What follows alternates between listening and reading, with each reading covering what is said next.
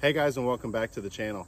Today I'm going to give you a rundown of the traditional gear I'll be hunting with this fall. Last year I started hunting with a Tolkien Whip. It was a 64-inch reflex deflex longbow, and halfway through the season I switched over to an ILF style recurve bow. I'm hunting with the same bow but in a slightly different configuration for this fall. Last year I used a 21-inch Hoyt Satori riser with medium 45-pound limbs.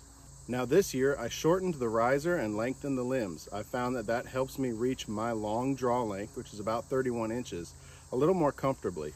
So I have a 19-inch Hoyt Satori riser with long 45-pound recurve limbs. These are made by October Mountain Products. They're very cheap. I got them on eBay for about $100, and they're just 45-pound long limbs with bamboo cores. So they're not high-end by any means, but the riser is a nice riser. The string that I have was custom made for me. It's for a 64-inch recurve bow made by Antler Creek Archery. You guys can check them out on Facebook if you want to.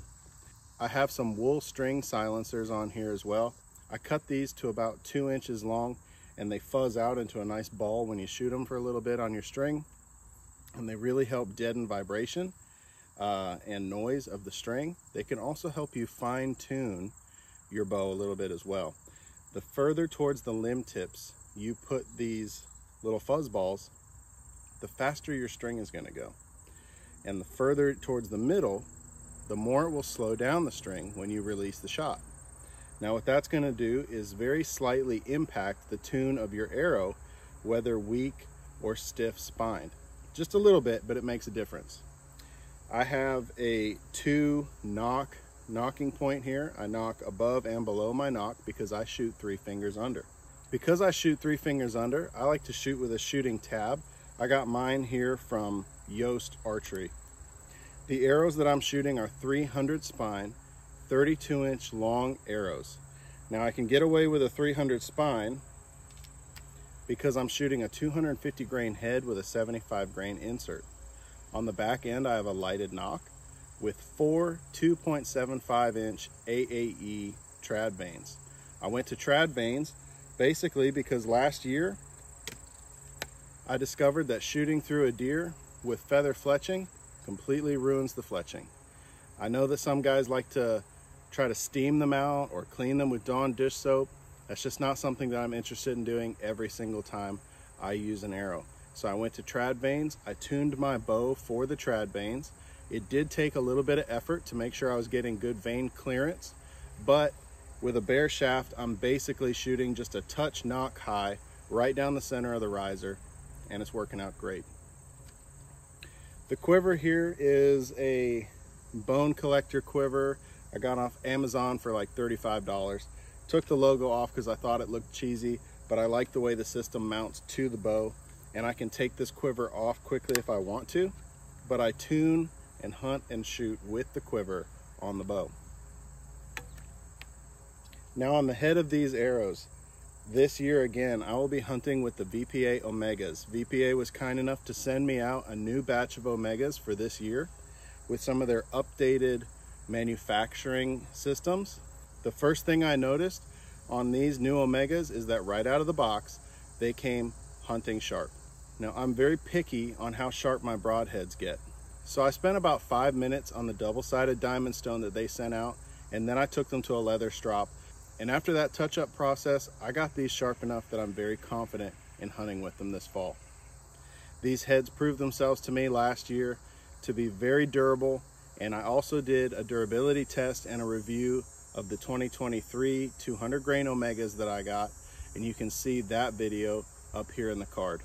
So I'm very happy to be shooting Omegas again this year, and I'm looking forward to getting one through a deer as quickly as possible.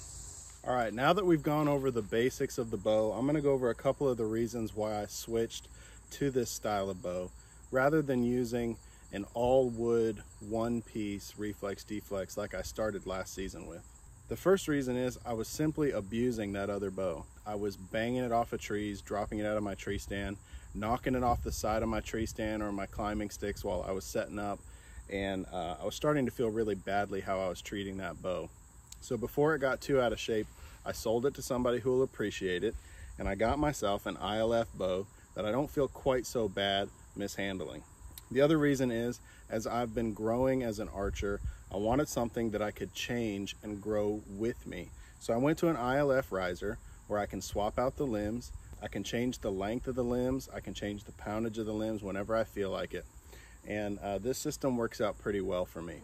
A couple of the things that I've done to this bow to make it a little more effective as a hunting tool is I put the soft side of Velcro tape here on the limb tips, and I also put them in between the riser and the limbs inside the limb pockets. That helps just reduce a little more of the vibration, which would create noise in the system. So I've made it about as quiet as I feel like I can get it, even down to the type of string material that I'm using.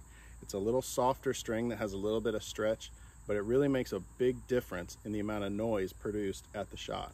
So let's take this thing back to about 20 yards and shoot it a little bit and give you a chance to hear it at the shot and kind of see how it functions.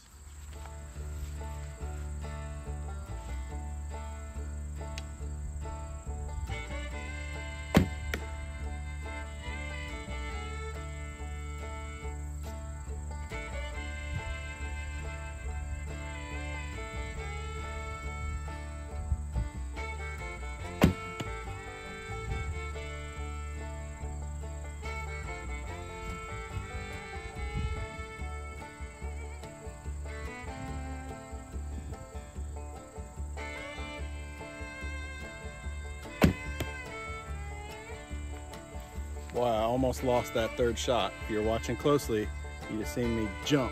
It's a little bit of target panic right before the shot there. So just like last year, I'm shooting gap style as an aiming method. I'm not a purely instinctive shooter or a snap shooter, and I decided to get away from string walking, even though I'm actually a little more accurate with string walking, because I don't like having to focus on walking up and down the string while a deer is coming in and pick the exact yardage I need to shoot that animal for. With the gap style method, the way this system kind of works for me is I am putting the tip of my arrow basically at 20 yards on the hoof of that deer to get a lower third in the crease of the shoulder shot. On a live deer, they also drop at the shot very frequently, and I would rather miss low if that animal doesn't react than hit too high and make a non-lethal hit on an animal that does react.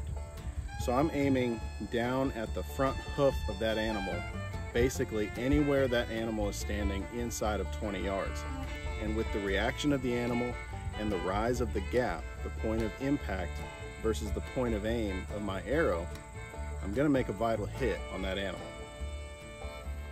So I know that was a real quick rundown of my hunting equipment and system for this year, but I hope it was informational enough for you.